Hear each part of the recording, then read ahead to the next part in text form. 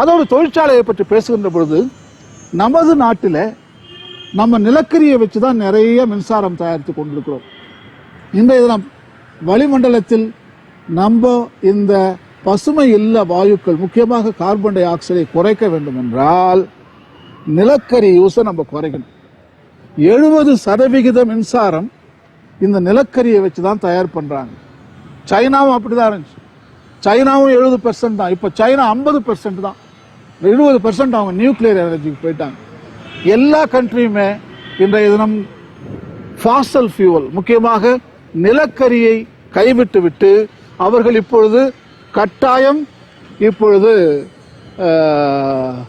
Nuclear எனர்ஜிக்கு மாறிக்கிட்டு இருக்காங்க. ஏன்னா நியூக்ளியர் எனர்ஜியில் நிறைய அட்வான்டேஜ் இருக்கு. புகை கிடையாது, மாசுபடுத்துகின்ற காரியங்கள் இல்லை.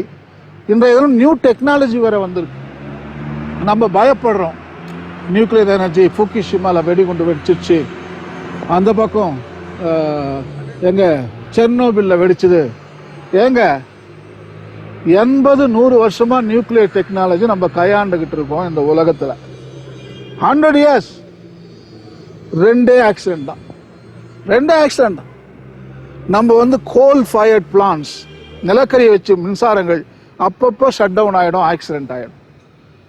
பாத்தீங்களா, ஃபர்ஸ்ட் கிளாஸ் ரெக்கார்டு இருக்கு.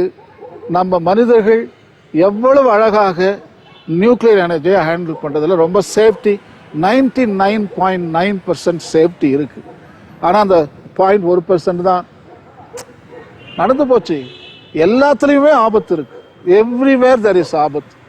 ஸோ ஆகவே நம்ம நியூக்ளியர் எனர்ஜி என்றதுனா விஞ்ஞானமே சொல்லுது, அதுல நிறைய நன்மைகள் இருக்கின்றன. நம்ம தமிழ்நாட்டில் முக்கியமாக அது கான்ட்ரவர்ஷியல் சப்ஜெக்ட். ஏன்னா மக்கள் வேணான்னு சொல்றாங்க, பல குழப்பங்கள் அதில் நடந்திருக்கின்றன. ஆனால் இருந்தாலும் நம்ம தொழிற்சாலைகள் வேண்டும் என்றால் கேள்வி இப்படி கேட்கணும்.